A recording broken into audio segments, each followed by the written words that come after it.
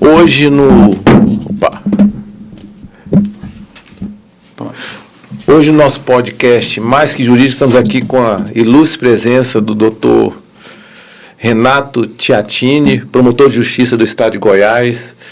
Um exemplo para nós, até pela brilhante carreira que ele já teve, que ele vem ao longo da vida, é um brilhante profissional do direito. Doutor, compartilha com a gente aqui a sua experiência no direito. Como é que foi essa entrada, os concursos que o senhor fez? Como é que foi isso tudo? Bem, primeiro, bom dia, agradecer o convite do podcast, é uma satisfação muito grande poder estar aqui. O primeiro podcast jurídico que eu participo, na verdade, eu não sei se tem muitos podcasts jurídicos, né? É um nicho muito interessante para ser ocupado pela quantidade de estudantes de direito que nós temos aqui no Distrito Federal, no entorno, né? Então, agradecer primeiramente pelo convite, fiquei muito feliz. E em relação a sua pergunta, em relação ao porquê que escolhi o direito, né? Sim. Foi o caso, assim, eu não tenho nenhuma parente formada em direito, né? Na verdade, meu pai era veterinário, meu irmão é veterinário, né? E aí, quando você tem 18 anos, você não sabe o que é da vida, né? Você a maturidade, pelo menos minha, era zero, né?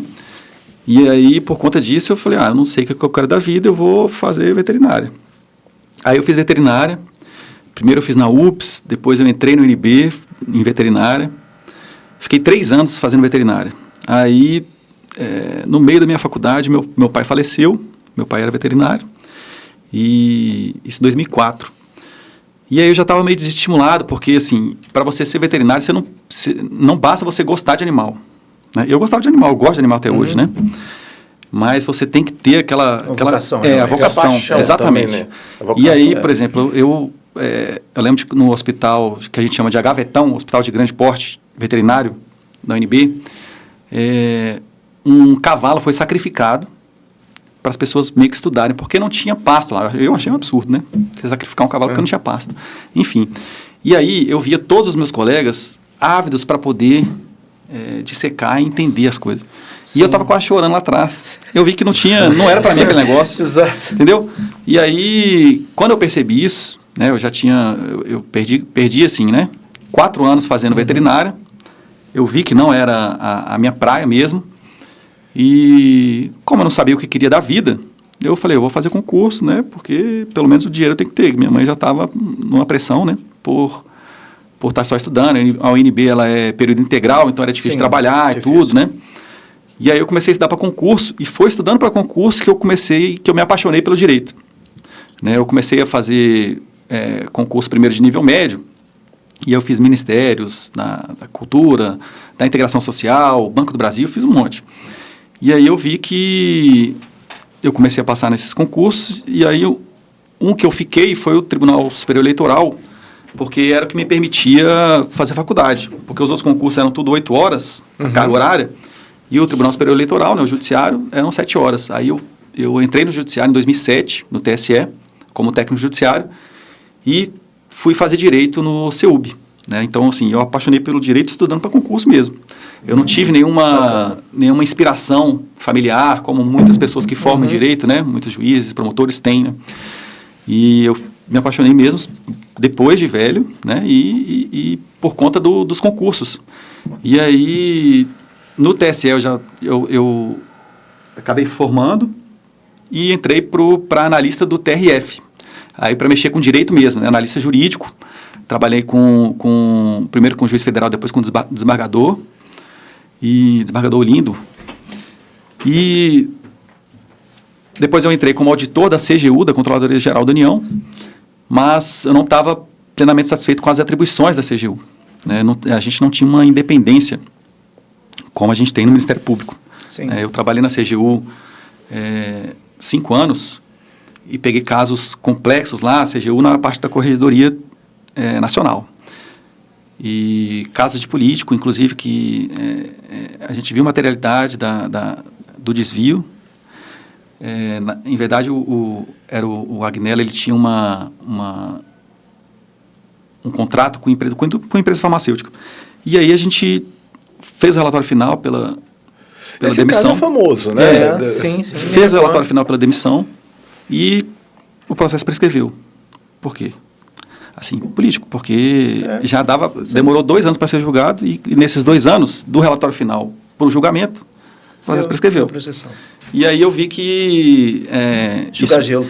isso me deixou assim, muito desestimulado, porque eu perdi assim, eu trabalhei intensamente nesse processo e vi que quando você não tem independência, você não consegue fazer quase nada.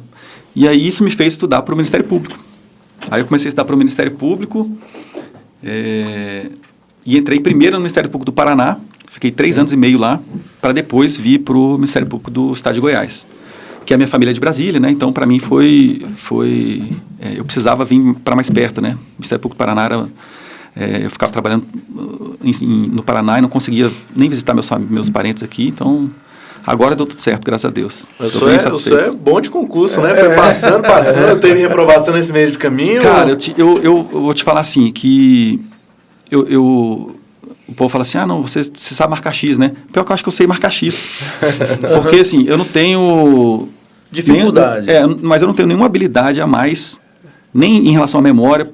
Por exemplo, eu não consigo gravar locais onde eu tenho que ir. Né? Agora, com o Google Maps, isso foi uma salvação para mim, porque eu não sabia chegar nos locais. Não lembro o nome das pessoas direito. Talvez, essa minha consciência de que minha memória é muito falha, me fez eu revisar, sempre antes da prova, mas assim, durante todos os meus estudos, várias vezes as legislações. Tinha colegas meus brilhantes, que estudavam comigo para concurso, junto comigo, que o cara revisou uma vez o ECA, o CDC, e ele falou, não, já estou sabendo. E eu revisei umas 10 vezes, enquanto ele revisou uma. E aí não tinha como eu chegar na prova e não acertar aquele negócio. Porque prova objetiva 80% da prova objetiva é lei seca, né? E jurisprudência. Sim. Jurisprudência que eu pegava o dizer do direito e comia com farinha aquele negócio também. Então não tinha como não acertar. Eu falo para quem está estudando, assim, a prova objetiva, prova de marcar X, ela é quase uma ciência exata. No sentido de que, cara, quem estudar mais vai passar. Quem estudar mais tempo vai passar. Se você está indo para festa de casamento, para batismo de criança, o seu concorrente de verdade, não é os concorrentes, não, o de verdade, aquele que vai passar, ele não vai estar fazendo isso. Sim. E eu não fazia isso. Eu não viajava com meus colegas assim, a gente tinha uma viagem anual em maio, só um exemplo. Tinha uma viagem anual em maio com todos os colegas, amigos de infância. E aí eu tinha uma prova em junho, dia 15 de junho. A viagem ia ser no início de maio. Eu estava estudando para concurso, para o MP do Paraná. E aí meus colegas, eles não conseguiam entender. Falaram, cara, Renato, como é que você não vai viajar? É 1 ou 2 dias. A prova é daqui a 1 mês e meio. Como que você vai viajar? Não vai viajar com a galera que falta de consideração e tal. Eu falo, meu amigo, enquanto eu não passar... Assim, você tem que ter uma veia egoísta nesse sentido de que, amigo, só depois que passar. Antes de passar, os meus concorrentes não vão estar fazendo isso. Então, assim, qual que é a lógica, se eu quero passar na frente deles, qual que é a lógica de eu estar fazendo isso 4 dias? 4 dias eu consigo revisar umas 5 leis aí. E a disciplina, né? Sim, essa disciplina é preciso. Para mim, é a coisa mais importante para você passar em concurso. É a disciplina. Mais do que método, porque método é variável de pessoa para pessoa. Tem gente que gosta de fazer cards, que é tipo resumos, né? Em papel. Tem gente que gosta de anotar a aula. Eu não gosto de anotar. Eu gosto de assistir a aula acelerada, então não dá tempo para anotar, porque eu consigo assistir 2 vezes.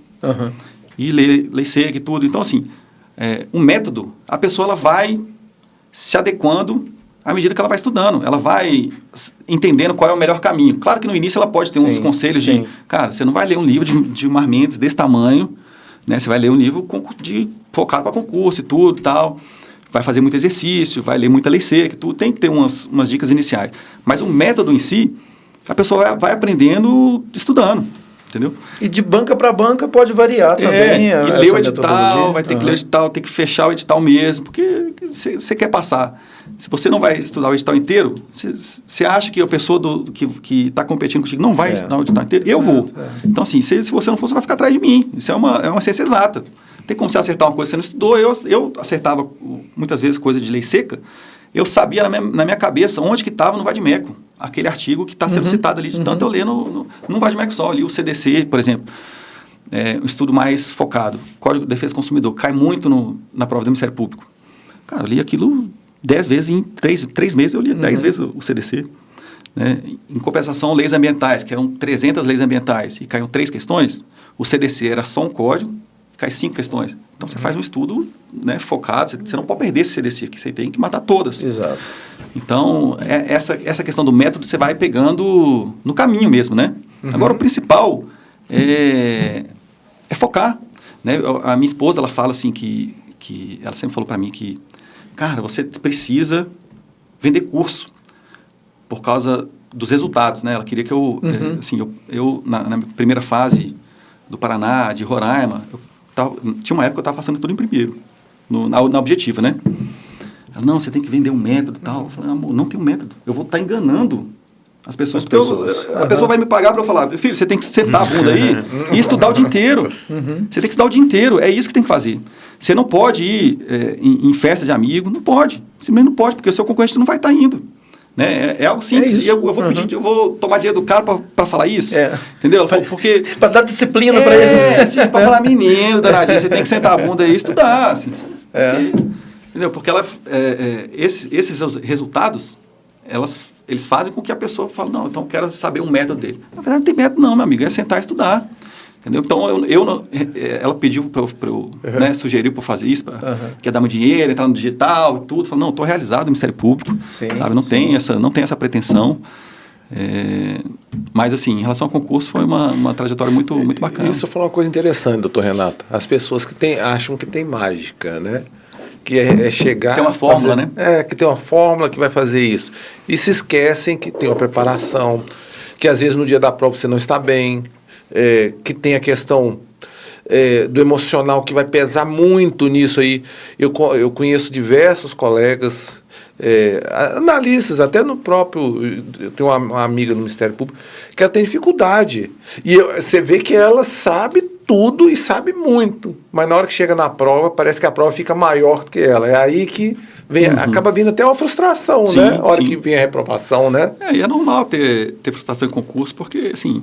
Você precisa passar em você pode, não tem problema você reprovar em 10, você reprovar em 15, reprovar em 3, entendeu? É indiferente quanto você reprova. O que importa é você não parar até você passar.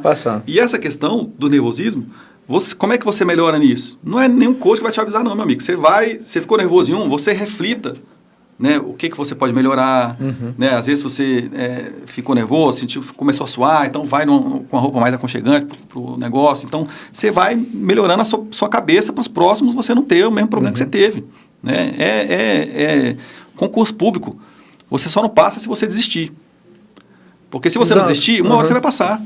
Né? Mesmo que a pessoa tenha pouco tempo de estudo, eu estava falando para vocês antes da gente entrar, é muito difícil passar com filho, principalmente concurso pesado, igual Ministério Público e magistratura.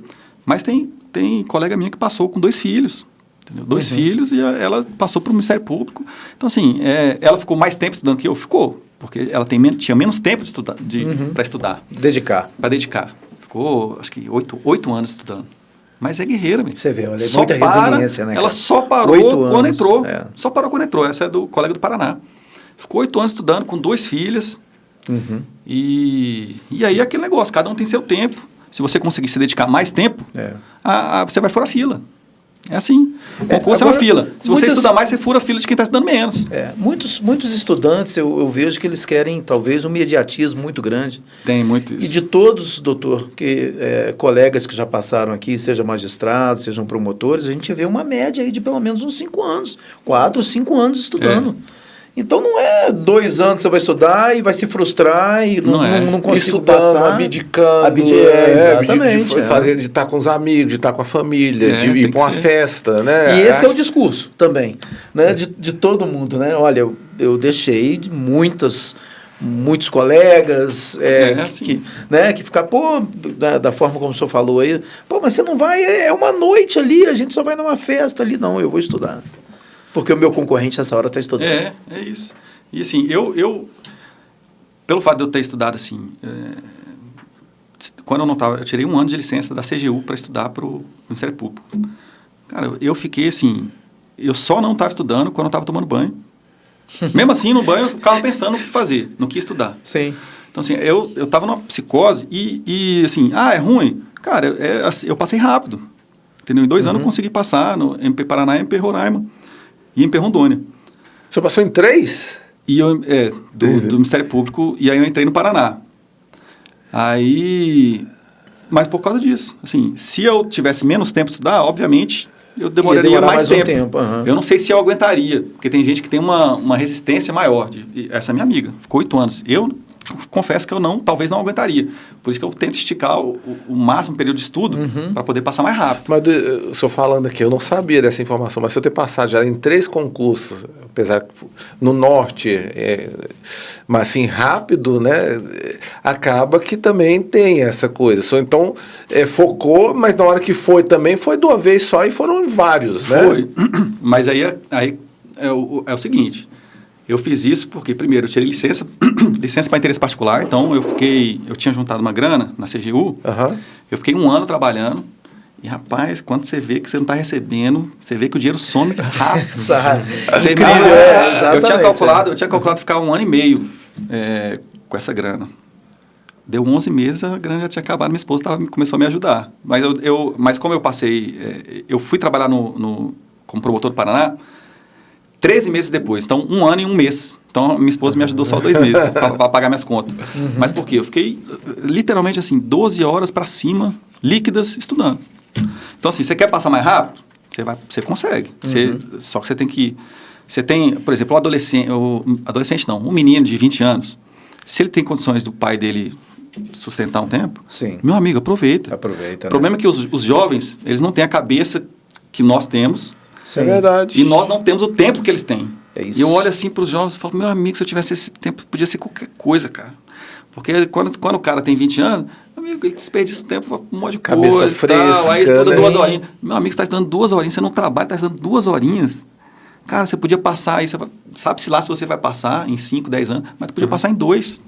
Se o cara dá um gás, o cara passa rápido. Entendeu? Mas eu estou mudando de assunto aqui. A gente sabe que o Sul do nosso país é uma das regiões mais promissoras. Paraná, Rio Grande do Sul, Santa Catarina. O senhor não teve um pouco... Apesar que o senhor é daqui, né? Mas como é que foi essa experiência de viver no Paraná, de ser promotor de justiça no Paraná e depois vir para ser promotor de justiça no estado de Goiás, no entorno de Brasília? O senhor foi para Minas Sul, mas hoje está na região do entorno de Brasília. E detalhe, né? Optando por estar aqui. No estado... O senhor não sentiu um pouco do choque, esse período de ter... Você chegou a ser promotor na capital, em Curitiba, promotor de justiça em Curitiba, ou na região. Mas todo mundo fala que o Paraná é muito bonito, né? É interessante essa pergunta, porque muita gente me faz mesmo. Assim, cara, foi para o Paraná, né? O estado desenvolvido, sim, tudo e tal. E aí eu vou falar para vocês. Interior é interior em tudo quanto é lugar. Interior não tem o acesso que a gente tem a serviços de saúde aqui. Assim, a gente aqui, quem conhece o Distrito Federal, assim, você está numa bolha. Se você não... Eu falo para minha esposa assim, que eu só conheci o Brasil mesmo quando eu virei promotor e fui para o Paraná. Porque eu morei a vida inteira no Distrito Federal. E o Distrito Federal é uma bolha. A gente tem serviço nível Dinamarca, sim, no Distrito Federal. A gente tem serviço de saúde, serviço de educação, tudo top. Índice de violência baixo, né? Você pode... É uma cidade grande que você pode descer no plano piloto 10 horas da noite com o seu cachorro, ouvindo som, sem preocupação de ficar olhando para o lado. Você não faz isso em BH, você não faz isso em São Paulo, você não faz isso no Rio de Janeiro, você não faz isso em Recife, você não faz isso em nenhuma capital do Brasil. Então, a gente no DF vive numa bolha e que eu só fui conhecer o Brasil mesmo quando eu fui para o Paraná. Porque, apesar de ser um estado mais rico, o interior tem as fragilidades de todo o interior, as falta de estrutura, né, e como eu trabalhei no Ministério Público lá, eu presenciei muita violência doméstica, que eu não tinha, eu tive a sorte na minha família não ter problema nesse sentido. Então, assim, eu ficava horrorizado, parecia que eu estava descobrindo o mundo ali. 30% dos processos em uma das comarcas lá era tudo violência doméstica. Eu falava com a juíza assim, nossa, que é isso? E ela olhou assim para mim com espanto de eu estar espantado com esse número de crime. Mas isso é normal. Mas isso é normal. Você estava onde, né? E até pela cultura do sulista, né? Ela é muito patriarcal, né? Exato, Lá tem isso, né? o homem dominando. Goiás também não sai muito disso, não, mas o povo paranaense tem muito isso também. E aí, ou seja, apesar de ser o Paraná, ele tem vários problemas que o entorno aqui tem também. Que o interior de Goiás tem também, né? São problemas que a gente não percebe no Distrito Federal, mas no interior do Paraná ou interior daqui, eu vou dizer que o interior do Paraná é um pouco mais arrumadinho, né? Por exemplo, eu fiquei em Manoel Ribas lá, que tem 15 mil habitantes, que tinha uma estrutura melhor do que Minas Sul, que tem 30 mil habitantes, Minas Sul de Goiás, do estado de Goiás. Uma estrutura um pouco melhor, apesar de ter pobreza, de ter casos de abuso, que eu pegava bastante, casos de violência, tráfico, PCC, né? Então, assim, tem os mesmos problemas, mas o estado as cidades do Paraná são um pouco mais arrumadinhas, assim. Mas nada se compara a Brasília, por exemplo. A estrutura que Brasília oferece, né? Realmente. Eu brinco que aqui é a ilha da fantasia. Aqui é a Suécia brasileira, né? O IDH daqui é comparável com um dos países nórdicos, né? Assim, e, infelizmente, o resto do Brasil a gente convive com falta de saneamento básico, né? Falta de água potável na casa das pessoas. Sim. Né? Tem lugar no norte que 80% dos habitantes não tem rede de esgoto. Sim. Ou seja, é o comum no Brasil isso. Só teve lá fazendo concurso, viu isso aí, né? Eu tenho um amigo, doutor, estou falando sobre isso, que é delegado de polícia, e ele brinca muito. Ele é delegado de polícia em Goiás.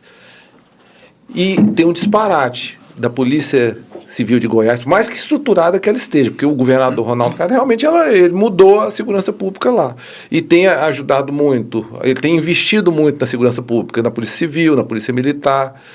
Mas esse amigo meu, antes disso, ele falava muito, ele brincava muito. Falava que ser policial, ser delegado de polícia em Goiás, e ele vê os colegas de Brasília, ele chamava daqui de Beverly Hills. Ele fala assim, ser policial em Brasília é a mesma coisa que você está em Beverly Hills. Ele chamava aqui de Beverly Hills, né? É exatamente isso.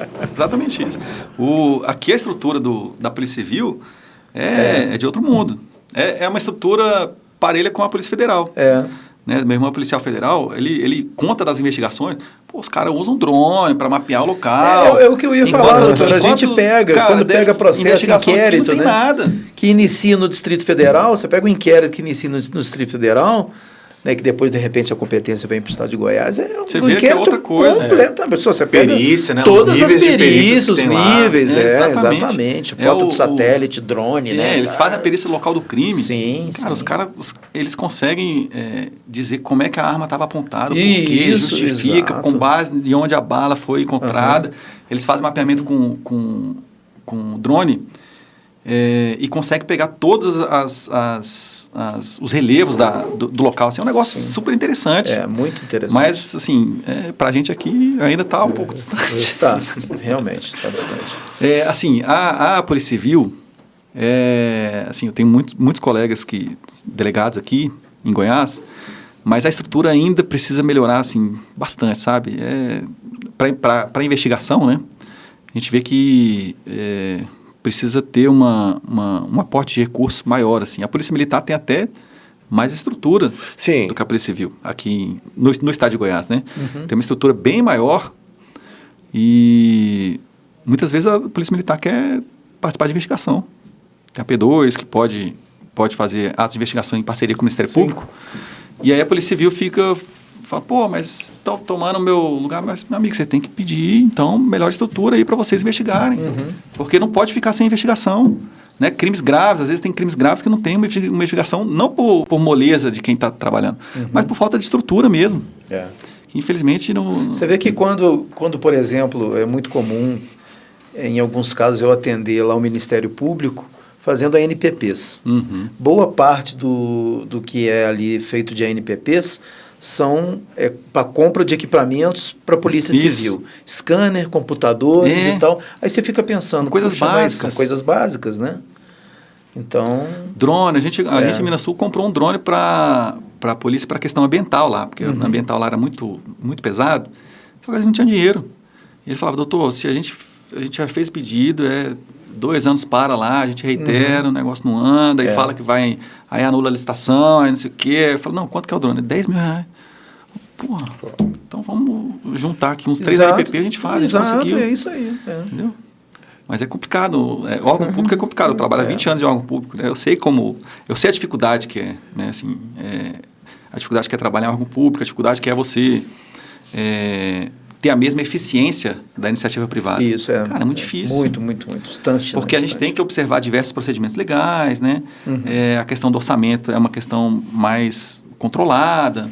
Não tem essa autonomia igual tem não tem autonomia, no Ministério Público, né? É complicado. Então, Renato, o senhor falou ali naquela conversa que a gente teve antes ali, que o senhor foi promotor de justiça em Minasul. E lá o senhor trabalhava na área de infância e juventude. Isso. Agora está aqui trabalhando na área criminal. É. Mas a gente sabe também que na área de infância e juventude também tem aqueles moleques que são meio danados também, né? O senhor sofreu muito com esse... Porque eu penso... Eu já vi muita reclamação de delegado de polícia, de promotor de justiça, porque o adolescente, naquela faixa de 15, até ele completar a maioridade, eles tocam o terror. Acontecia isso em Minasul? Ou Minasul não tinha muito isso? Olha, graças a Deus acontecia pouco isso lá, até porque em Minasul não tinha a criminalidade não era tão exacerbada. Então, tanto para adultos cometendo crime quanto para adolescentes cometendo ato fracional, a quantidade era pequena. A grande maioria dos casos eu encerrava antes mesmo de oferecer uma denúncia, né, que é a representação que a gente faz contra o adolescente, quando os crimes não são violentos. Então, né, o cara pegou o carro do pai e bateu. Aí a gente faz um acordo com ele presta serviço, né, presta um serviço de 2 meses lá, só para ele se conscientizar e tudo, e a gente dá uma puxada de orelha mesmo, assim, né? Fala, ó, que se tiver uma próxima vez, você vai ser denunciado, vai ter antecedente infracional, vai prejudicar a sua carreira pro resto da sua vida, porque vai ficar uma marca indelével na sua ficha, né? E eles tomam um susto, assim, né? Mas eu não peguei muitos casos graves, assim, de homicídio, por exemplo, peguei 1 ou 2 homicídios homicídio praticado por adolescente. Então foram muitos poucos casos graves que eu peguei de adolescente, graças a Deus. O que é uma realidade diferente aqui do entorno. Total. Né? Aqui eu não sei se o senhor sabe disso, já comentaram que o senhor, Centinho vai saber disso aqui. Aqui tinham uns adolescentes aqui, que uma época ela tinha uma briga de facções deles aqui, isso em Lusiânia. Que um começou a cortar a cabeça do outro lá. Era uma coisa assim terrível, assim, chocante. Cortar né? a cabeça, você fala literalmente? Literalmente cortar a cabeça e deixava ela na área do outro, né? Então é uma coisa assim que, né? 2 facções, né? De facções. Um agrediu, chegou a cometer um assassinato de uma gangue, o outro lá para se vingar, cortou a cabeça do outro. Então, isso é falha do Estado, né? Porque, cara, se aconteceu a primeira, bota o cara 40 anos na cadeia e que, pelo menos, mostra para os outros que não é... Assim, lá em Minas, em Ocidental, a gente também tem isso, né? Talvez em menor intensidade do que Lusiânia, Águas Lindas. Novo mas Gama. Também tem Novo Gama. Mas também tem questão de associações para o tráfico, né? Organizações para a venda de drogas, que um grupo entra em choque com o outro, e aí tem isso. Só que não dessa natureza o cara cortar o pescoço. Acho que agora está mais tranquilo, né? Eu nunca mais ouvi falar. Tem um pessoal preso lá, entendeu? Vai ter um júri daqui a pouco. Novo Gama teve um período também bem crítico, né? Eram muitos os crimes de homicídio e de tribunal do júri que o crime conexo era corrupção de menor. Ou seja, o menor está envolvido no crime. Mas, assim, a gente sabe que, apesar de ser um crime formal, né, etc., o menor ele já está ali viciado naquela...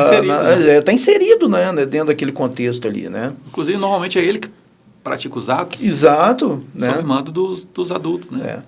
Mas tipo assim, ele efetivamente ele não está ali, entre aspas, corrompido, né? Ele está ali na mesma leva, na mesma... Né? A punição é para que o adulto não...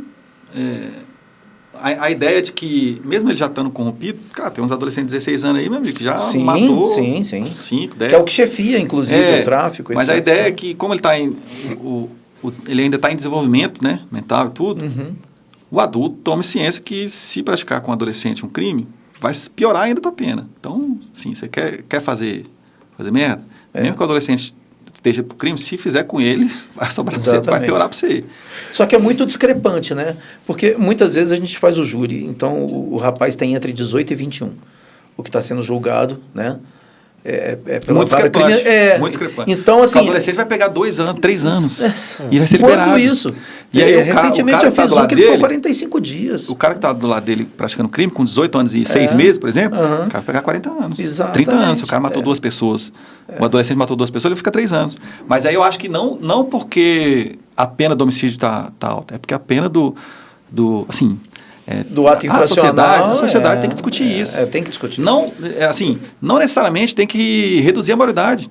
Você não precisa obrigatoriamente reduzir a maioridade. Você pode aumentar o tempo de internação. Sim. Pô, 3 anos. 3 anos é o máximo. O cara faz uma chacina, né? Mata 5. E o cara vai ficar 3 anos. E muitas vezes não fica isso que o menor continua à frente, 18, né? 20. O cara 20 anos tá solto. Sim. O cara matou uma família inteira, por exemplo. O cara estuprou, tal. Assim, pelo menos aumentar esse tempo de internação, cara, é algo que tinha que ser discutido pelo Congresso, né? Porque fica uma sensação de impunidade. É muito comum, por exemplo, lá no tribunal do júri, esse menor que participou, ele ser colocado ali como uma testemunha, e quando chega lá no dia do júri, o réu que está respondendo pelo mesmo homicídio está preso e ele está lá solto. É a regra. Né? Como testemunha. Então, assim, é surreal isso. E, doutor, o senhor fala nisso, a gente comentando sobre isso aqui, teve um período da minha vida que eu trabalhei na Câmara dos Deputados e estavam querendo reduzir a maioridade penal. E eu comentando com a esposa, que é delegada de polícia. Sua esposa é doutora Islamar? Isso. Eu fui te seguir essa semana e eu vi que você era... Estou trabalhando com ela agora, também apresentei no mês passado com ela lá. E aí ela falou. E aí eu estava, assim... defendendo, junto com os nossos deputados lá da nossa bancada, que tinha que votar e tinha que reduzir mesmo. O menor não poderia ficar. O menor de 16 anos ele já entenderia. Aí ela me chamou a razão. Ela falando de casos que acontecia, que ela trabalhou na delegacia de apuração de atos infracionais, e ela falou, olha, tem menores que chegam lá, eles cometeram os crimes mais bárbaros, mas quando a gente começa a conversar com eles agem às vezes feito como crianças. Eles, às vezes, sabem da gravidade, mas você vai ver lá, não tem maturidade nenhuma, diferente de um adulto, que às vezes tem, né? Acontece muito isso. Por isso que é um debate difícil. É uma discussão difícil. Eu acho que o Congresso tem autonomia para, inclusive, diminuir a maioridade penal, porque tem aquele debate se a maioridade penal de 18 anos é ou não é uma cláusula pétrea na Constituição. Sim. Tem doutrinadores que entendem que isso seria uma cláusula pétrea. Eu não entendo que seria uma cláusula pétrea. Você não está tentando... A cláusula pétrea é quando você tende a abolir um direito. Exato. Tender a abolir é uma coisa. Você não está abolindo direito. Você está modulando o direito. O direito ele não é uma ciência exata de você colocar sim ou não. Você pode, em vez de 17 anos, não seria legítimo... Em vez de 18 anos, a maioridade penal, não seria legítimo o Congresso colocar para 17, para 19? Tudo depende da sociedade. Quem vai decidir isso é a sociedade. Né? O ideário democrático é que seja debatido no Congresso, né, de acordo com a realidade, né, no local, no seu tempo local, poderia diminuir, poderia aumentar, assim, ou poderia também aumentar o tempo de internação. Né? Isso que o senhor colocou, eu acho que o legislador devia, se tiver algum assistindo o nosso podcast, a hora que assistir, isso é interessantíssimo. Talvez não diminuir a maioridade penal, mas aumentar o tempo de internação. Isso. Porque para eles é terrível, né? Para a pessoa que está com os hormônios à flor da pele, ficar preso ali, né? Apreendido ali no complexo lá, para eles deve ser terrível, né? É diferente do adulto. E a sensação de justiça, né? Porque se a sociedade começa a entender que está numa situação de impunidade, que aquele ato infracional está passando batido, às vezes começa Você até imagina a família das vítimas. Surgir o cara fenômeno. O cara mata uma família e fica 3 anos internado, 2 anos internado. Sim. Aí 2 anos depois está o moleque lá rindo da cara da família, da vítima. Não, um fenômeno de querer fazer justiça com as próprias mãos, né? Pô, exatamente. Pode surgir isso. Exatamente. É o fenômeno Bukele, né? Que foi em El Salvador, das pessoas entenderem que o Estado não está fazendo o papel dele, e as pessoas querem fazer justiça com a própria mão, ou então o Estado endurecer. Esse é um ponto interessante que o Congresso tem que debater. Porque a gente vê vários casos nos noticiários da pessoa que vai furtar uma loja, tudo, os caras quando ele é pego pela população, surra ele, entendeu? Pratica crime, né? Viola os direitos da pessoa. Sim. Mas muitas vezes aquela população já viu aquela pessoa, cara, furtar ali 10 vezes. O cara sai, sabe? São coisas assim que você tem que ter um mínimo de agora dá de juízo, basta, né? Seria um basta assim, social. Você vê o caso que teve repercussão no Rio de Janeiro. O cara tinha 24 anos, 86 passagens policiais por furto. Furto, Nossa. roubo, lesão corporal, tudo. 86 passagens. E aí na decisão o juiz falou assim, não, apesar de ter a ficha criminal extensa, não posso fazer exercício de futurologia, então não vou decretar prisão preventiva para garantia da ordem pública. O que aconteceu? 20 dias depois, ele foi preso em flagrante de novo. Então, assim, você está com 86, você quer uma hora aquela região ali Vai que já fazer conhece justiça o com as cara, próprias mãos. se pegar o cara, Sim. assim, é claro que quem fizer justiça com a própria mão vai ter que ser punido. Mas, assim, a gente não vai conseguir evitar o fato da pessoa fazer justiça com a própria mão. 86, o cara vai fazer 87, se ficar livre vai fazer 88. O cara não recebeu nenhuma resposta estatal ainda. Né? Verdadeiramente não. Será que se ele tivesse recebido uma resposta estatal ele poderia ter mudado? Não sei. Mas, assim, ele não recebeu. A gente não tem nem como saber. Né? Agora, eu acho que essa questão também passa muito por conta da própria política criminal e a falência do sistema penitenciário. Então, Também. talvez o legislador pense assim, olha, talvez aqui o meu problema não é nem diminuir de 18 para 16, se for o caso, por exemplo, mas aonde nós iríamos colocar essa quantidade de pessoas, né? Porque o tempo exatamente, né? O tempo em que um réu ele passa dentro do sistema penitenciário é diferente do menor infrator no mesmo sistema, né? Então... precisa investir. Talvez por isso que o Congresso não queira muito meter o pé dele aí. Exatamente. Tirar uma cascada grande. Exatamente. Vai atrair, ele vai impactar financeiramente, principalmente os estados, né? Que são os maiores responsáveis pela manutenção do próprio sistema, né? Se colocar a quantidade de penitenciárias que são estaduais e as que são federais, as estaduais são um número muito maior e recebem um número muito maior, né, de réus. Então, complica, né? E eu vivenciei isso na própria Câmara. Eu conheci o ex-presidente Jair Bolsonaro, e aí eu falo como fã. A gente ficava no mesmo corredor e todo mundo fala que foi a Lava Jato que elegeu ele. Eu vendo isso, não foi a Lava Jato. O que elegeu ele foi o discurso do combate ao crime, porque já está todo mundo cansado da bandidagem. Uma das pautas de Bolsonaro era o quê? Era arma para o cidadão, redução da maioridade penal, o crime tem que ser combatido à altura. Então, isso levou ele a ganhar essa notoriedade que chegou ele a presidente da República. Mas não foi outras coisas. As pessoas, talvez, elas não estavam tão preocupadas com a corrupção. Elas estavam cansadas da bandidagem e da criminalidade em cima delas. E aí, quando ele começou a defender essas pautas, ele explodiu. Certamente. Foi um dos pilares, né, para a eleição do ex-presidente, foi a questão da leniência, né, com a violência, com essa questão esse caso que eu citei. Você está com 86 antecedentes, 86 passagens pela polícia, o cara ainda está solto. Então, também, muito pela bandeira da Lava Jato, ele também acabou angariando alguns né, apoiadores. Apesar de depois ele ter acabado com a Lava Jato, mas em grande parte ele foi eleito com essa bandeira, né? E as pessoas vão cansando, tem muita política envolvida nessa questão, né? Muito. Fim da Lava Jato, talvez ele não desse conta de governar se não fosse. Né? Fazer o quê? Mas, mudando de pauta aqui, doutor, quando... o senhor, nessa questão, na vara, quando o senhor atuou como promotor de justiça lá em Minasul, cuidando dessa parte de infância e juventude, teve algum caso assim que deixou o senhor chocado, sensibilizado, alguma coisa assim que tocou o senhor? O senhor pode explanar isso pra gente? Assim? Sempre o que mais me toca, até hoje, né, assim, é sempre questão de abuso infantil, né? Abuso sexual, assim. São casos que me tocam muito, pela gravidade, pelas consequências que eu sempre... essas crianças e adolescentes que são abusados, a grande maioria deles ficam depressivos, tentam se matar, se culpam pelos abusos, né? Então, são sempre casos que me chocam muito, peguei caso de abuso sexual de filho do pai com uma filha de 3 anos de idade. 3 anos. Então, assim, quando eu atuei nesse caso, era um inquérito que estava, inclusive, para ser arquivado. Aí eu denunciei, assim, era um inquérito muito grande. E esse me abalou muito, assim, no sentido de até perder o sono, sabe? De ficar alguns dias sem dormir e tudo. Você vive aquela dor, né, da criança. Você vive a dor e não acostuma, não. O pessoal fala, não, você vai ser igual médico, você vai abrir, já não vai... Não, eu com casos de infância, todos eles me abalam, todos. Sim. Todos os casos que...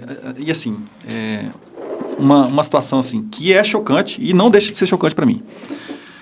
A grande maioria dos casos de abuso de criança e adolescente, a grande maioria, eu falo sem medo de errar, porque eu estou há 8 anos como promotor, tanto no Paraná quanto aqui.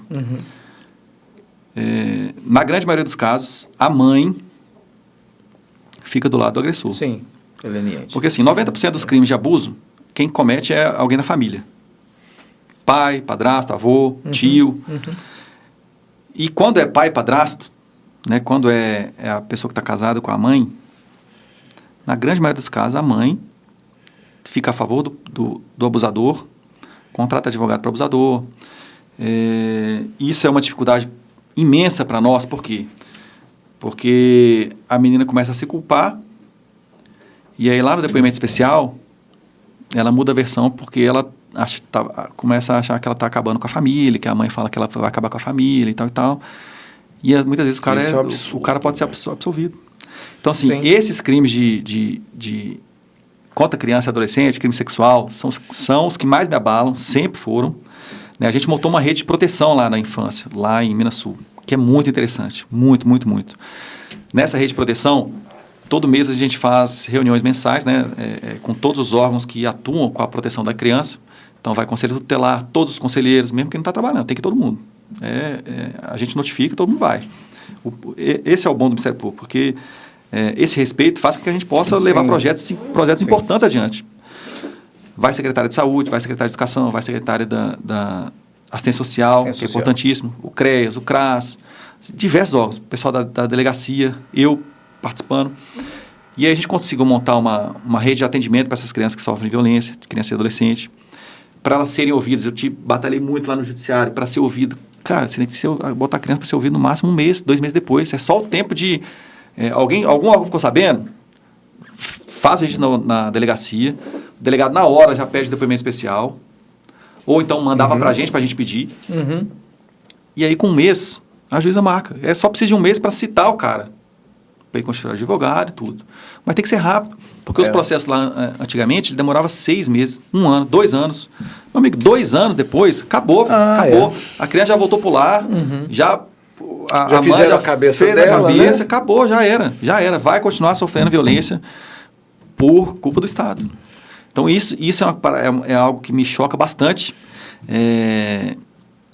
Já peguei casos de a mãe contratar um advogado, conseguiu tirar o cara, e o cara voltou para casa, aí eu tive que pedir medida protetiva, o cara sair da casa. Tinha um laudo, Tinha um laudo. No dia do fato, essa criança foi com a irmã, que era mais velha, fazer o exame. Tinha um laudo positivo. A mãe, mesmo assim, não acreditou. Tal. Foi uma luta para o cara ser condenado. A gente conseguiu, mas... Porque isso é uma coisa indignante. Até para nós, advogados, é o tipo de crime que, para mim, é o pior crime que existe na face da Terra. Porque a pessoa que está ali para cuidar, para formar um ser humano, aproveitar disso para cometer um abuso sexual, para aproveitar da infância dessa pessoa, daquela beleza que a gente vê, isso é uma coisa inaceitável. E o pior, isso como você falou, se aproveita da ascendência hierárquica do pai, do provedor, da família. Isso é o pior, porque assim, por causa disso, fica mais difícil da gente conseguir pegar.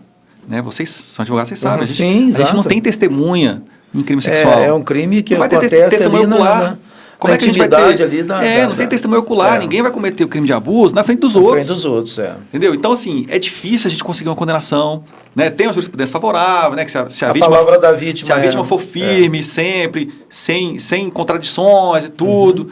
Mas mesmo assim é difícil, entendeu? E o mais doído, doutor, é que a gente vê é que são justamente pessoas muito próximas, né? São. É um avô, é um padrasto, às vezes o próprio pai, né? Cometendo... Igual eu falei, para mim é uma coisa inadmissível, é uma coisa horrenda, bizarra, e para mim, se cair na minha mão, eu não consigo, seja por dinheiro que for, é o tipo de crime que eu não dou conta. Eu também não dava conta, não daria conta, não. Não dou conta. Olha, um dos motivos quando eu falo assim, você pensa em advogar? Aí eu sempre falava assim, não, porque eu nunca conseguiria defender abusador, nunca. Sabe? O estupro de vulnerável, eu sei que assim, mas é uma... Obviamente, ele tem que ter o direito de defesa, é nobre demais e tudo, mas eu não consigo. Eu também não consigo. Para mim, estupro de vulnerável... É difícil demais, assim. Eu não consigo dormir vendo os processos aqui, ver se eu vou atuar para achar a nulidade para o cara safar e voltar para ficar com a criança. Não tem condições. Eu sou nomeado, né, em muitos processos. É difícil demais trabalhar nisso, né? É muito difícil, doutor. Meu Deus do céu. Muito difícil. Eu digo que eu faço assim mais porque como eu estou dentro de núcleo de prática jurídica, eu estou ensinando direito, né, para muitos alunos, eu preciso ter essa experiência para até passar o que acontece na realidade, para eles não ficarem só em histórias de livros, em fatos narrados. Então, ter uma história real, né? Então, assim, o número de condenações é infinitamente superior ao número de absolvições. Sim. Ainda bem, né? Vamos dizer aqui, porque mesmo sendo um advogado e estando na defesa dessas pessoas, a gente, antes de tudo, é um cidadão e não quer que isso aconteça, né, no meio social. O problema ainda é o nível de subnotificação. Tem muito, né? Porque, assim... Por exemplo, a rede de proteção que eu tava... Eu tenho que falar muito perto do microfone, porque às vezes eu saio assim. Não, tranquilo. Por exemplo, lá na rede de proteção de Minas Sul, sempre no mês de maio, e no segundo semestre também, mas no mês de maio a gente intensifica, porque no mês de maio tem a questão da semana de combate à violência sexual contra criança e adolescente. A gente conseguiu um convênio. As empresas, lá tem empresas de mineração e tudo, eles têm muita grana. Muita grana. E eles têm obrigação, responsabilidade social, socioambiental e tudo. E, cara, tudo que a gente pedir, eles vão fazer tudo. Eles tinham dinheiro, a gente tinha as necessidades e caçava. E aí eles contrataram um curso com um profissional exemplar para que estudantes de pedagogia em Minas Sul tem 2 faculdades de 2 cursos. Pedagogia e geografia. E a gente, pedagogia, uma psicóloga da rede que é maravilhosa, ela juntou a ideia e falou, cara, aqui tem formandos em pedagogia. A gente eles precisam ter esse estágio obrigatório, como todo curso tem. A gente podia fazer uma parceria com a UEG para que esse estágio obrigatório fosse fazendo oficinas nas escolas, explicando para crianças de 10 anos. É na escola que a gente tem o maior número de revelações de casos de abuso. É verdade. É na escola. Sim. E aí, esses graduandos foram capacitados para fazer oficinas, ou palestras a partir do ensino médio, oficinas, né, jogos e tudo, com crianças, para saber qual é a parte do corpo que não pode tocar, que se outra pessoa tocar, tem que contar para a mamãe. Entendeu? Que isso aqui não é certo, aquilo é certo. Isso. E eu até falava com eles, porque eu já tinha feito isso no Paraná. Vocês vão ver que todas as palestras vai aparecer uma outra pessoa, criança, adolescente, e vai reportar um caso para vocês. Toda escola parecia uma criança ou adolescente que ia chorando e reportava o caso com um ou com outro que estava sendo abusado durante 3 anos, 4 anos. Então, assim... se não tivesse essas palestras, as pessoas não iam denunciar. E tem várias outras crianças sendo abusadas que a gente não sabe, que não chega nas autoridades. Não chega. Então, meu trabalho lá, eu falava assim, a gente tem que aumentar o número de registro de abuso. Aí a pessoa fala, como assim, doutor? Você tem que aumentar, porque os casos já estão acontecendo. Só que o registro está sendo baixo. A gente tem que aumentar o registro para poder ter mais fidelidade ao que está acontecendo no mundo real. Porque quanto mais registro, mais a gente consegue intervir para salvar aquela criança ou adolescente. Exato. Em vez dela ficar sendo abusada 5 anos, a gente consegue tirar ela logo depois que acontece o primeiro caso. Se ela tiver instrução correta, tudo. Depois que ela fica 4, 5 anos sendo abusada, dos 7 aos 12, que aí ela vai perceber que aquilo tudo que ela sofreu era errado. Vai se culpar, porque ela acabou aceitando, porque era um pai, um padrasto, tio, irmão. Aí, meu amigo, já era. O psicológico dessa mulher, dessa menina, já era. Eu me recordo de um caso terrível. emblemático que eu peguei, de uma moça de 18 anos, que foi estuprada durante toda a vida dela. E ela só teve a percepção, e foi isso que mais me chocou, doutor, que ela só teve essa percepção quando ela arrumou um namorado, foi noivar, e que ela resolveu relatar o que acontecia entre ela e o pai dela, e o noivo dela até então, né? O noivo dela falou, olha, eu sinto muito lhe dizer, mas você foi estuprada. É isso. Durante todo esse tempo. Esse é um fato que, assim, isso me marcou muito por ter sido tantos anos e ela ter, ao final, já entendido que aquilo seria, em tese, algo normal, que ela teria que passar por aquilo como filha. Por isso a importância dessa educação nas escolas. Porque se... Né, é algo lógico aqui. Se a maioria desses crimes ocorrem no seio familiar, você precisa achar outras formas de você descobrir esse crime. Onde é o melhor local? Na escola. Se você tiver campanhas, né, de conscientização sobre a violência sexual, sobre o que é, para as crianças, para os professores saberem o que fazer. O que fazer quando a criança vem e conta para você? Sim. Você tem que ter um professor instruído, capacitado, saber o que fazer, para não ficar ouvindo a criança, a menina, várias vezes. Entendeu? Então, tudo isso requer uma rede de proteção articulada, né? É um tema, assim, que, pelo fato de me chocar muito, eu dou muita importância para esse tema. Lá eu era promotor da infância, mas era promotor da saúde, juizado especial criminal, meio ambiente, família. Mas, assim, o que eu mais dava importância era a infância. Sempre dei mais importância para a infância por conta dessa questão que sempre me chocou muito. Né? E quando a gente pega aí essas questões aí de abuso, principalmente de vulneráveis, você pode olhar na estatística, você tem lá minimamente 70% das testemunhas, uma delas é ou uma professora, ou uma diretora da escola, ou a pedagoga. Porque tudo começa ali. Exatamente. Começa é incrível. Então, a ideia é aumentar, diminuir a subnotificação. Não tem estudo no Brasil, mas eu lembro quando eu estudei sobre esse tema, para fazer uma palestra lá no Paraná, tem um estudo nos Estados Unidos, não sei exatamente como que eles fizeram esse estudo, mas indicando que eram notificados aproximadamente 8% dos casos.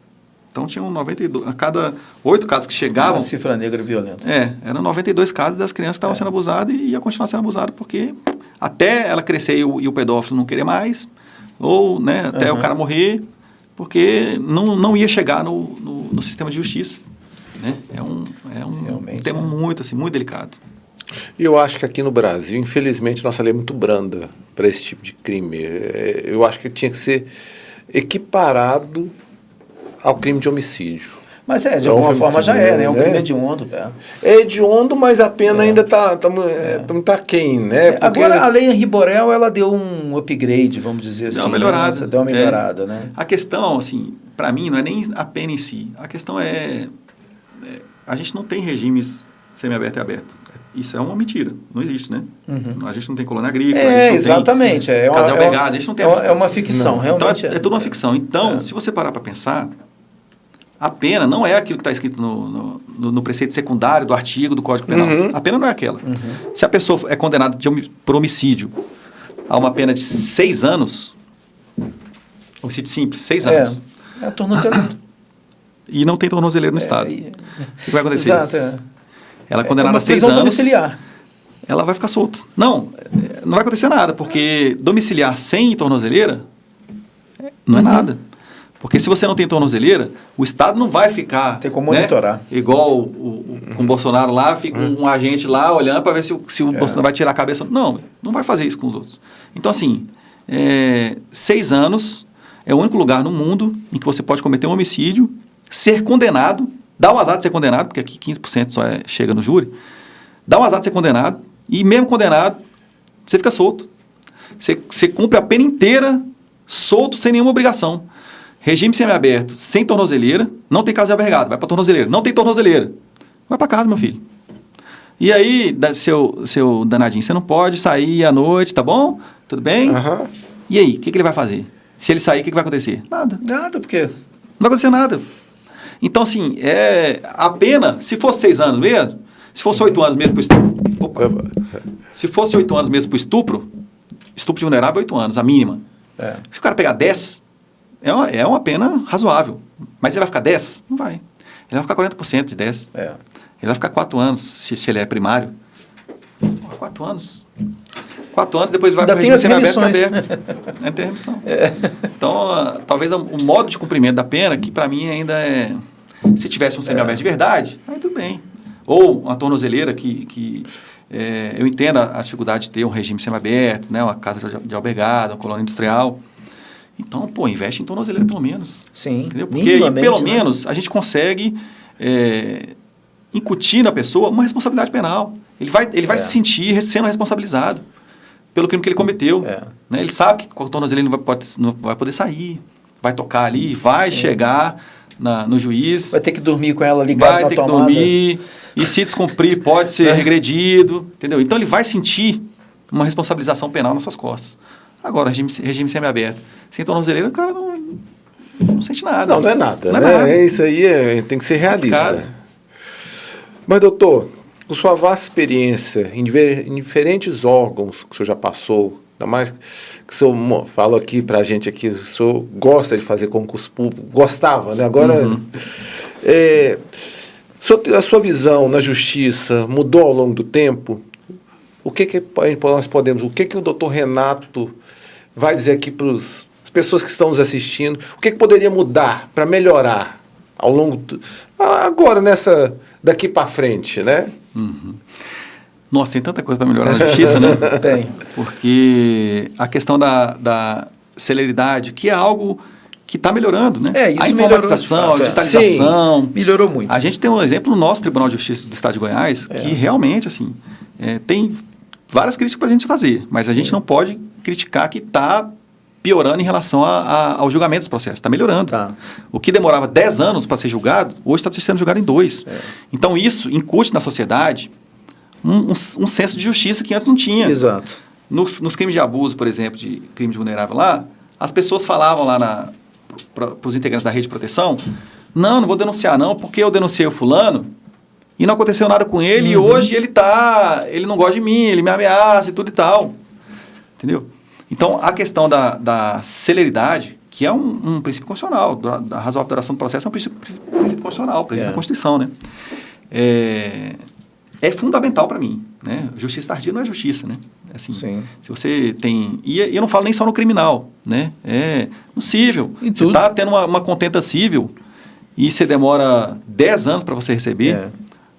Qual que é a justiça nisso? Administrativa que prescrevia demais. Prescrevia demais. Agora, com essa lei, pelo menos o judiciário está uma coisa de persecução civil, né? A Corte de Persecução Cívica ajuda bastante, a Corte de Persecução Penal. Então, assim, esses institutos despenalizadores, eles auxiliaram, junto com a informatização, a digitalização, auxiliaram na entrega mais eficiente da justiça. É verdade. Mas ainda a gente tem muito que melhorar, assim, para mim, no sistema de justiça, né? Eu acho que é um sistema muito politizado, né? Assim, principalmente nos tribunais superiores, é bastante politizado. Sim. E a gente não tem uma segurança jurídica, né? Eu, como promotor de justiça, eu quero seguir a lei e a jurisprudência, não quero problema para mim. Eu quero fazer o que é o certo, entendeu? Mas mesmo assim é difícil para nós. Porque hoje o STJ, vocês que trabalham no criminal sabem muito bem. Eu tenho que fazer uma audiência de custódia, eu tenho que ver qual é a atual... entendimento do STJ em relação a o que muda todo dia muda. Toda hora. A relação da polícia pegar o cara em casa com droga ou não. Meu amigo, tem decisão para todo lado. E aí eu tenho que sentar e ver qual é a decisão de ontem para poder me posicionar, porque eu queria uma segurança jurídica, não tem segurança jurídica. Tudo bem, eu tenho minha opinião, mas se o STJ, o STF bater no martelo e falar, se entrar, independentemente o cara via o policial e correr é nulo, eu vou me manifestar pela nulidade, mesmo que eu pense o contrário. Sim. Só que eu não tenho essa segurança. Por quê? Porque os próprios tribunais não garantem o que é a obrigação deles, tá? No Código de Processo Civil, uniformizar a sua jurisprudência. Eles não uniformizam. Tem muitas divergências, né, entre as câmaras. E aí, assim, é muita... E as turmas julgadoras, enfim. A politicagem que eu falo dentro dos tribunais, assim, e a gente vê, infelizmente, a gente tem uma justiça seletiva, a gente tem que falar isso. A gente tem... quem é condenado mesmo é pobre. É o que eu ia falar. Porque o rico no Brasil, num país, o único país de todos os representantes da ONU, o único país em que você só pode prender com trânsito em julgado. Em um país que você só pode prender com trânsito em julgado, os ricos, eles têm 50 recursos para fazer. Os ricos. Os pobres não. Os pobres ficam presos. Antes mesmo da condenação, ele está preso. Os pobres, eles nem sabem que podem recorrer. Chega o oficial de justiça lá com o papelzinho, você foi condenado aqui, se você quiser recorrer. Tem uns que nem aperta lá porque acha que tem que pagar alguma coisa, porque ou então está no presídio, com a sentença ele é liberado. Né? Ele ficou preso preventivamente por tráfico lá, na sentença ele é liberado. Quer recorrer? Não, estou sendo liberado aqui. Sim. Ele nem sabe do direito de recorrer, ele nem sabe que ele pode sair entrando com um monte de recurso. Como o rico faz? Rico faz isso. Rico entra com recurso até para prescrever. Rico tem um direito virtual à prescrição no Brasil. Então, assim, se a gente não tratar da questão da justiça, a gente vê o caso essa semana que saiu do crime da 113 Sul. Crime do 113 Sul. A filha, junto com dois executores, mataram o pai, a mãe e uma empregada. Que era o ministro, né? Um ex-ministro do TSE. Os pobres executores, eles estão presos. Estão condenados lá, 50 anos. E ela? Foi anulado. O que vai acontecer com ela? Eu sei que vai acontecer. Foi anulado ontem, exatamente. Eu sei que vai acontecer. 3-2 no STJ. Vai ser prescrito. O dela vai ser prescrito. Ela é rica. Os caras não são. Os caras estão presos. Essa é a divisão no Brasil da justiça, que para mim, assim, é terrível. Terrível. Por isso que até tem uma... Hoje em dia eu me considero... Eu tento fazer com que eu fique no meio, assim, né? Em relação a ser muito caveira para aprender, para não sei o quê, e também muito leniente. Eu tento andar sempre no meio, assim. Mas eu tenho essa percepção de que quando a pessoa não tem dinheiro, é pobre, ela precisa, inclusive, de um olhar do promotor de justiça para fazer a questão da legalidade do processo, né, de garantir os direitos dele, tudo. Porque, assim, cara, o que a gente vê esse tratamento diferenciado para quem é rico é, assim, rico, ele pode até ser preso, ficar 1 ano preso e tal, mas ele não vai cumprir a pena toda. Você vê isso na Lava Jato, ninguém cumpriu a pena inteira. Não. Todo mundo saiu. Isso acontece no Brasil e não tem lado político, não. Tem lado político, não. Tem pessoal da direita, pessoal da esquerda. Tem dinheiro. STJ anula, processo, seja da direita ou de esquerda. Não tem esse negócio, não. Às vezes tem um entendimento pacificado para os outros. Aí, quando chega um caso de um cara poderoso, eles mudam. Eles fazem um distinguishing, que é o termo técnico para eles. Que não, esse caso aqui ele é diferente por causa de... Eu costumo dizer para os alunos o seguinte. Eu nem sei de quem que é essa frase. Eu ouvi ela uma vez, ela não é minha, mas eu já procurei e nunca consegui saber quem disse, mas é muito verdadeira. Que as portas da justiça do Brasil estão abertas para os cidadãos, assim como dos hotéis 5 estrelas. Entra quem pode. Exatamente. Realmente ela é pesada, essa frase. Mas é uma grande verdade, a porta está aberta. Venha. Porque é caro, se você puder, você vai recorrendo, se você quer um bom advogado e vai recorrer para o Tribunal de Justiça, é um valor, aí STJ, e vai aplicando recurso. Se você não tiver condição financeira... Não faz. Eu nunca vi a Defensoria Pública chegando até esses níveis de... Quando chega, é um a cada... Né? Você pega uma pessoa vulnerável... Sim.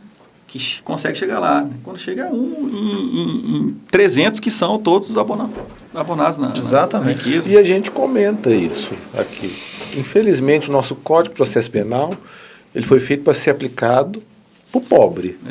e não para o rico. A pessoa que tem condição, ele não dificilmente ele vai ser aplicado na íntegra nele, né? E assim, a própria admissibilidade de um recurso especial, por exemplo, ela está muito condicionada a um advogado que tem acesso. Exato. Que vai lá despachar com o ministro a técnica não é não. Não é não. É o cara ser parente de ministro.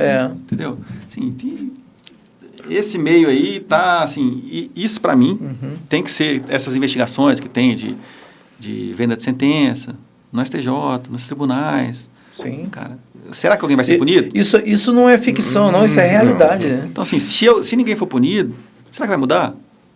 Então, minha grande questão com o sistema de justiça é esse, assim, é essa divisão que se faz entre rico e pobre, e aí não tem ideologia, não tem ideologia.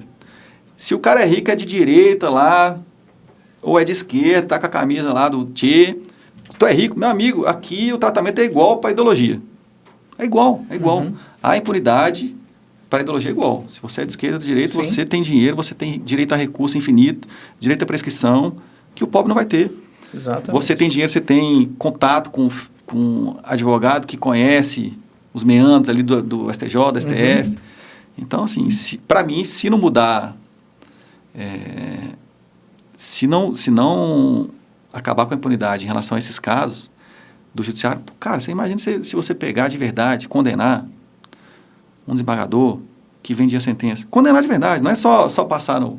Ele foi afastado, vai continuar ganhando seu dinheiro lá. Exatamente. Vai continuar aposentadoria compulsória e recebendo o mesmo salário. Pô, isso é brincadeira. Sim, você vender sentença é crime, entendeu? É corrupção passiva.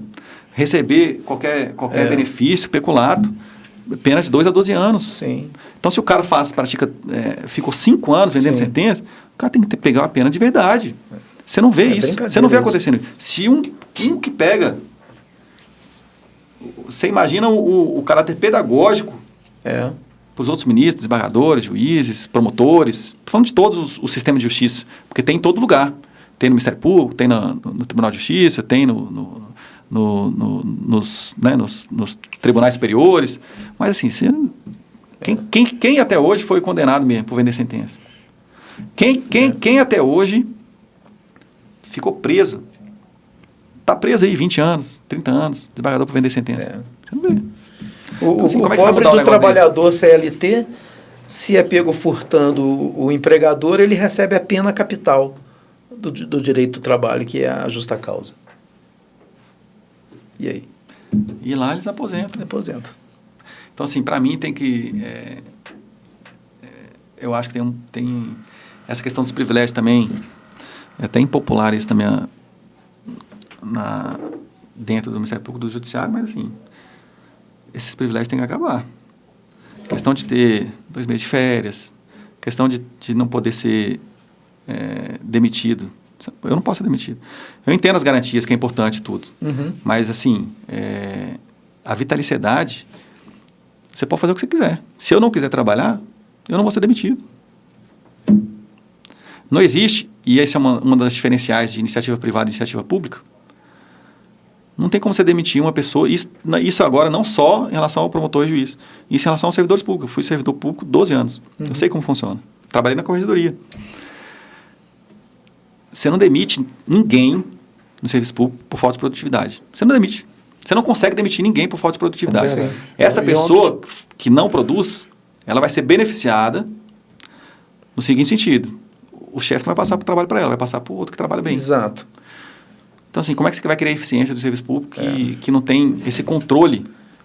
Né? Então, assim, essa questão dos privilégios, questão de eficiência no judiciário, no MP, né, no sistema de justiça como um todo, acho que precisa ser. Questão da impunidade. Enquanto a gente não mexer nesse vespeiro, vai estar meio que enxugando gelo aqui. Deixa eu falar uma coisa interessante aqui, essa questão da produtividade.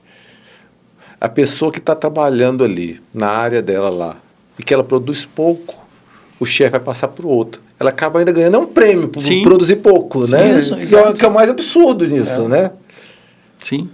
que acaba se tornando até um estímulo para Eu eles, acho que não né? tem ninguém que trabalha no serviço público que já não tenha vivenciado isso. Tenho certeza que o doutor Sim, Renato provavelmente, sim. e eu também. Não, eu sofri isso porque vivenciei. eu era a pessoa que o chefe passava trabalho para mim, velho. Porque a outra pessoa não era... Ah, não, porque ela é uma pessoa estressada. Falava sempre, ela é meio maluca, meio estressada. Aí eu vou passar para você. Eu falei, tudo bem, passa para mim. Que eu tenho 8 horas aqui para trabalhar, velho. Tem conversa. O que você passar aí, eu tenho que fazer. Esse é o papel, né? É hora de toda, seja eu ganhar bem demais para não trabalhar. Entendeu? Mas assim, se você não tiver essa consciência, você não vai embora. Você não é demitido. Ela está até hoje, essa pessoa está até hoje lá. E vai ficar até aposentar. Sim. Entendeu? Então é complicado. E ver se muito quer se complicado. aposentar, porque se aposentar ela perde também, né? Tem gente que tem ainda isso. tem Ainda vai ficar isso, mais né? tempo lá atrapalhando lá. Só sai na compulsória, né? Complicado. Mas, doutor, e se pudesse mudar alguma coisa no sistema de justiça para tornar mais humano? O senhor teria alguma coisa que o senhor poderia mudar? Eu Então, acho que... o Renato, sem ser promotor de justiça, teria alguma coisa que ia querer mudar no sistema de justiça? Para tornar mais humano, É. eu acho que já tem um movimento nesse sentido, o que é muito bom. Por exemplo, tem programas do próprio TJ de Goiás que aproxima a justiça da comunidade. Eu me esqueci o nome do programa. Você sabe qual é? Tem um recente Justiça agora que eles estão querendo aproximar nas comunidades. as pessoas com deficiência visual. Não, mas eles fazem assim, deficiência. por exemplo, lá em Minas Sul, a gente foi o TJ alugou uma sala, na verdade uma escola bem grande. Ah, sim, e então aí prestou diversos atendimentos, não só do TJ. Isso foi uma iniciativa do TJ, Sim. mas aí colocou vários serviços lá também. Então, o Ministério Público ficou lá atendendo. Pessoas que não chegam no fórum. Não chegam no fórum.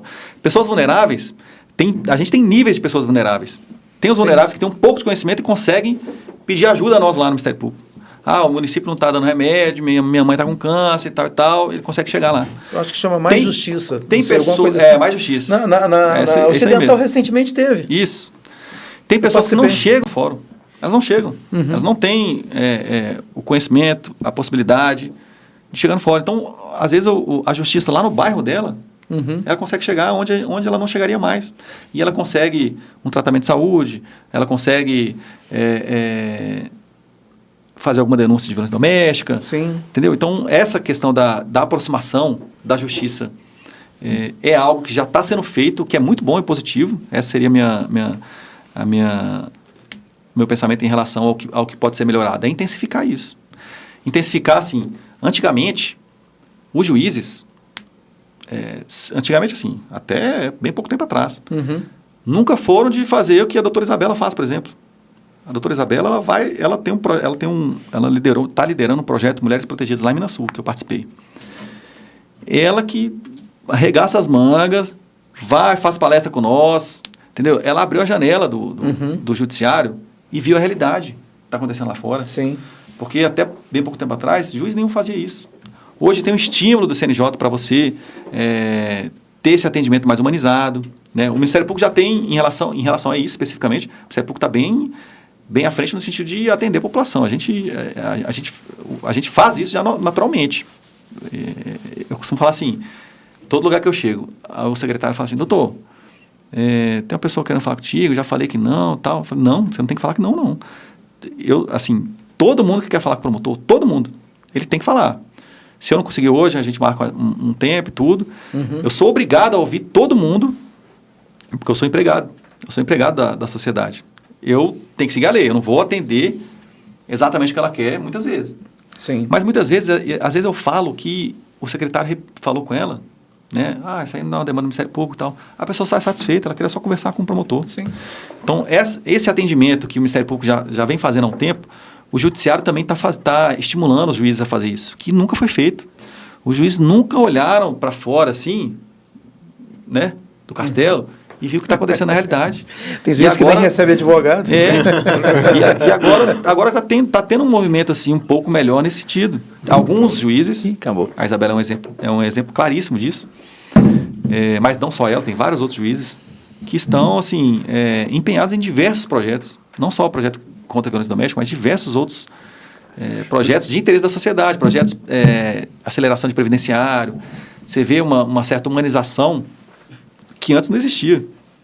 Antes, meu amigo, era só papel aqui, eu não quero saber o que está acontecendo na vida real, eu vou julgar aqui, pronto. Agora o judiciário está tendo, pelo menos o judiciário goiano, que é o que eu tenho acompanhado nos últimos 5 anos, eu vejo um movimento nesse sentido. Né? Pode melhorar bastante, sim, mas já tem um movimento nesse sentido que é muito interessante, né? Essa aproximação com a sociedade. A gente tem que prestar contas. Entendeu? O Ministério Público tem que prestar conta, o Judiciário tem que prestar conta, o TCU tem que prestar conta, todo mundo é empregado da sociedade. Né? Então, acho que todo mundo que trabalha no serviço público tem que ter essa noção. Ali ninguém tem direito a não atender um cidadão porque acha, não, você atende, você vai ter que atender. Você pode falar que isso não é atribuição sua, você tem que chegar lá e atender. Isso tem mudado um pouco, né? Essa mentalidade. E a gente tem visto isso, né? Essa nova safra de juízes, de magistrados, de promotores, de justiça, já estão vindo com o pensamento. Eu acho que a prática jurídica, né, a partir do momento que ele também está do outro lado, a gente vê que chega com outro pensamento quando chega, ou vem ocupar, ou ser juiz de direito, ou promotor de justiça. Vocês já chegam já com outro pensamento. No caso do senhor, que já tinha ocupado já diversos cargos públicos, né, como concursado, é diferente, então isso começa a teve outra realidade, né? Já não chegou sendo só que eu vejo muito, e às vezes eu vejo, é aquela pessoa que fica ali só estudando, às vezes não advogou, e aí já chega, já só passa. Só faz aquelas 5 pecinhas lá, né? As 3, as 3 pecinhas. Pede pro colega advogado, deixa eu assinar aí. Colega, papai. Inclusive, doutor, aí o cara, ele entra, no mês anterior tá ganhando R$0, no outro mês tá ganhando aquela bolada. Meu amigo, ele se acha que é o rei, e aí até você convencer ele que ele não é rei, vai dar trabalho. E a gente veio até comentando isso no carro, a hora que a gente estava vindo, sobre isso, né? Eu acho que até a idade para a pessoa ingressar numa carreira dessa, tão relevante, numa magistratura, no Ministério Público, teria que até aumentar um pouco. Eu acho que tem alguns casos que as pessoas ainda não têm uma maturidade compatível com a função que ela ocupa. E se empolgam e acabam se deslumbrando, né?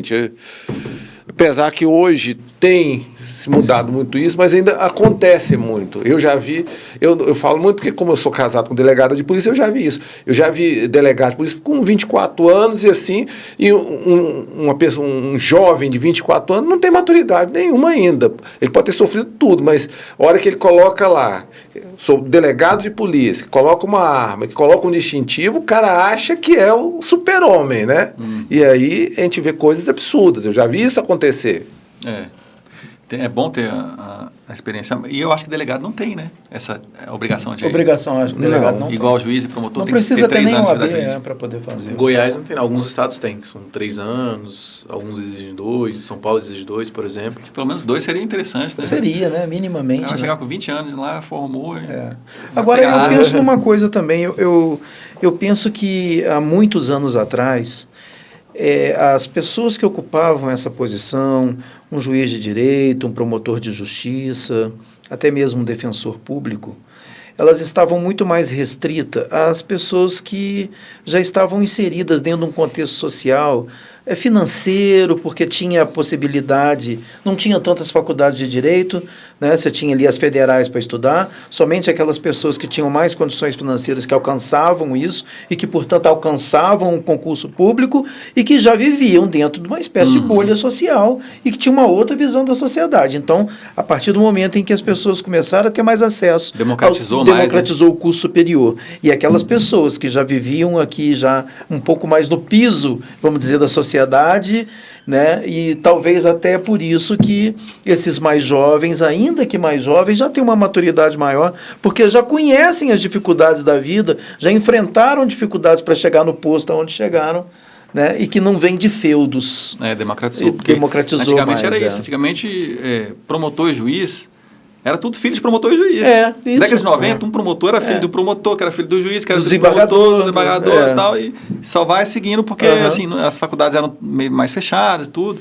Agora não, meu amigo, tem o cara que está disposto, né, a estudar, tem um pouco de condição, não precisa nem ter muito não.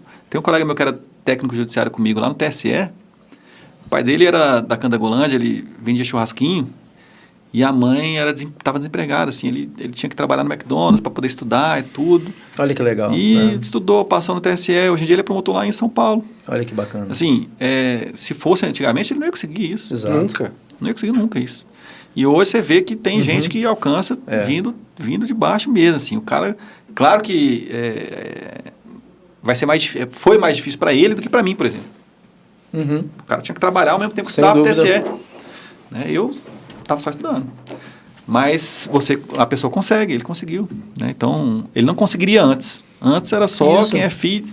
Então, eu acho que é muito por isso. Hoje em dia não tem eu esse acho que está mais humanizado muito por isso também, Beto, sabe? Pode porque, ser. Né, a visão de mundo das pessoas que estão chegando agora é outra daquelas que era praticamente uma bolha, que era aquela vivência familiar, abastada, né, com tudo na mão e etc e tal. E não conhecia o mundo de verdade. Então, a visão, eu acho que mudou muito por isso também. E, doutor, vamos entrar aqui numa parte mais descontraída. Existe algum hobby que o senhor gosta de fazer para poder tirar essa carga pesada que às vezes o senhor enfrenta lá no Ministério Público? Cara, o que o Renato... Eu gostava, hoje em dia eu não posso mais, infelizmente eu gostava muito de jogar bola, porque eu tô com meu joelho estourado, é a segunda vez que eu estouro.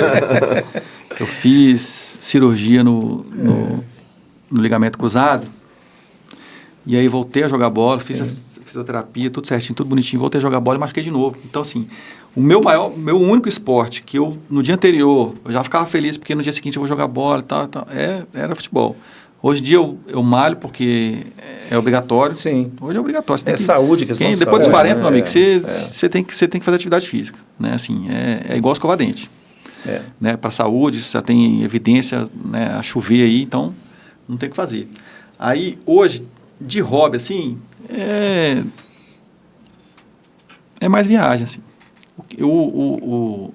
As viagens que eu faço com a minha família, com meus amigos, às vezes a gente junta uma galera e consegue para praia, para Pirenópolis. Eu gosto muito de viajar, assim. Então, quando eu tenho tempo, eu gosto de viajar. Eu quero viajar mais para o exterior, mas estou capengando em inglês ainda, estudando e tudo. Eu vou na cara e na coragem. Eu acabo indo também, mas eu quero melhorar porque eu me incomodo lá, sabe? Minha esposa fala melhor do que eu e eu vejo que eu tenho que dar uma melhorada e tudo. Mas, assim, basicamente, o hobby que eu gosto, assim, quando eu tenho tempo, porque quem tem filho, estou com 2 filhos, pequeno, e trabalhando no MP, então, assim, não sobra muito tempo para hobby, assim, né? Às vezes sai com os amigos, né? Vai para o barzinho, a gente encontra mensalmente. Às vezes esse mensalmente demora 3 meses, né? Mas a gente tenta encontrar mensalmente, tudo. E a maioria do tempo é trabalhando e cuidando de filho, né? Que também é bom, eu gosto de cuidar de filho. Você vai acostumando e vou te dar uma dica, então. Coloca o seu menino, os seus filhos, né? Para fazer inglês, eu fiz isso, né? Já vão. Aí eles se tornam fluentes. Isso. E aí, quando você for viajar, você fala, vem comigo, meu filho. Você vai ser meu porta-voz. Essa é a ideia. O de 5 anos já faz inglês. E ele vai para o Marista ano que vem. O Marista não é igual na minha época que você tinha inglês um dia na semana, durante 50 minutos. É uma mentira aqui. Sim. E hoje os meninos têm aula de inglês todo dia. Todos os dias. E aí, se a gente achar necessário, a gente ainda bota ele na toma, sábado, assim, porque o objetivo é esse, é ele poder viajar com a gente e ser o nosso guia meu guia. na viagem, né? O doutor Renato, a produção já me cutucou aqui, falando que o papo tá tão bom que já ficou grande já. Eu nem vi que horas temos aqui, ó. Olha, já foi meio-dia, rapaz. Eu tenho audiência hoje. Para a gente encerrar aqui, e foi uma honra ter o senhor aqui, para a gente, para as pessoas que vão nos assistir, qual foi a maior lição que o senhor teve no Ministério Público até hoje?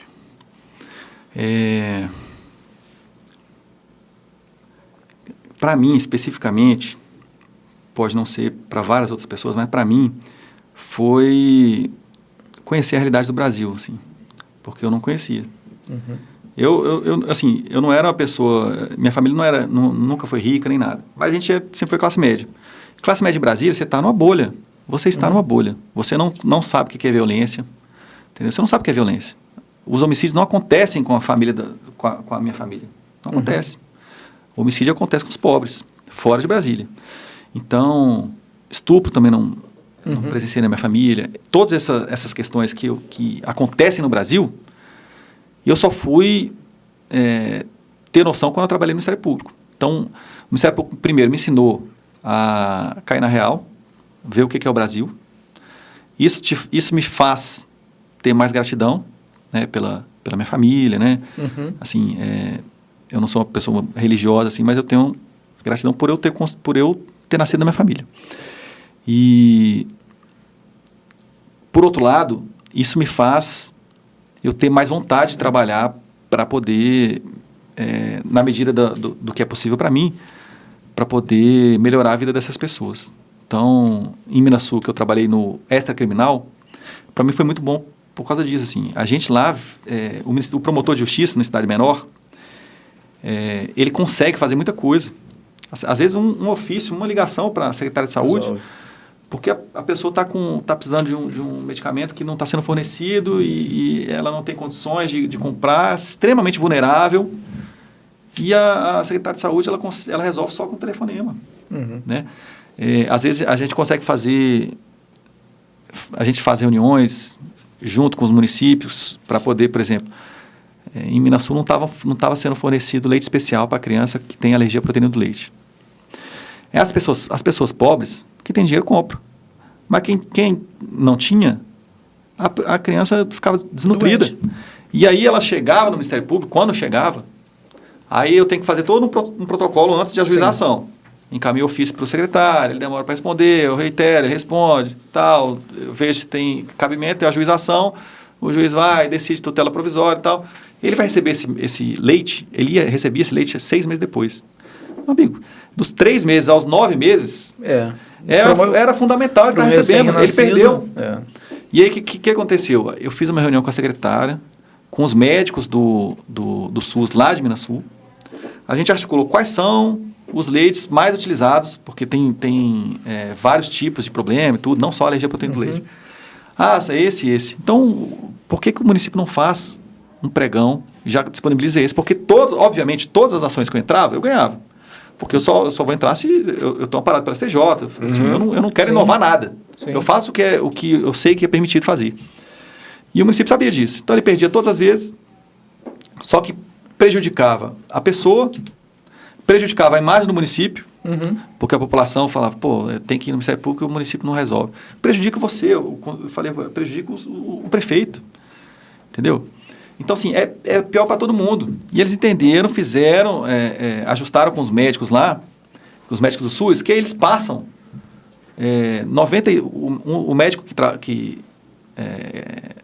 atende criança, ele falou, 95% dos casos, com esses 3 leites a gente resolve. Pronto. Todos os casos, ele passava os 3 que já tinha lá no município. Então, depois o município já programa uma licitação, já... Então, isso aí, por exemplo, isso é uma coisa que me deixa muito grato com o trabalho que eu pude fazer. Né? Porque só pelo fato de ser promotor, você conseguir articular, fazer as reuniões e exigir isso, esclarecer, cara, você está dando mole, porque você vai sempre perder. Eu vou sempre pedir multa, aplicação de multa, e eu entro com multa mesmo, se demorar um dia, para o município ver. Né? E eles sabiam disso, que assim, é obrigação do município fornecer leite, está na lei do SUS, sabe? E aí eles entenderam e conseguiram fazer um pregão e, cara, ficou um ano e meio sem chegar nada. Nenhuma demanda do Ministério Público de leite especial por conta dessa questão. Então, várias crianças que ficavam 6 meses sem receber, as pobres, elas estavam recebendo. Isso é algo que me deixa muito, muito feliz como promotor de justiça, né? Isso é muito legal. Da área assim como também para os idosos com relação a fraldas e etc. Tem uma demanda grande. Tem uma demanda grande também. Então, acho que esses dois lados, né? A questão de eu enxergar o Brasil de verdade e a questão de ir no Ministério Público eu poder acabar ajudando de alguma forma, né? Assim, estou trabalhando, ganhando bem e fazendo coisa que eu acho importante, né? Para a melhora da vida das pessoas. Então, isso é muito gratificante, com certeza. Então tá. Muito obrigado, doutor Renato. Foi uma honra para a gente aqui. Ainda mais a gente está próximo lá em Cidade Ocidental. Ainda não tive a oportunidade, né, de fazer nenhuma audiência, nenhuma coisa, uma persecução penal. Quem está sempre é o doutor Pedro lá com o senhor lá.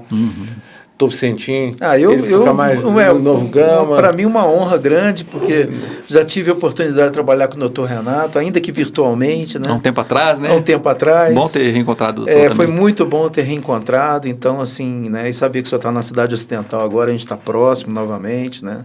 Fico muito feliz, né? Obrigado. Muito Também legal. agradeço bastante. Eu fiquei muito feliz pelo convite, né?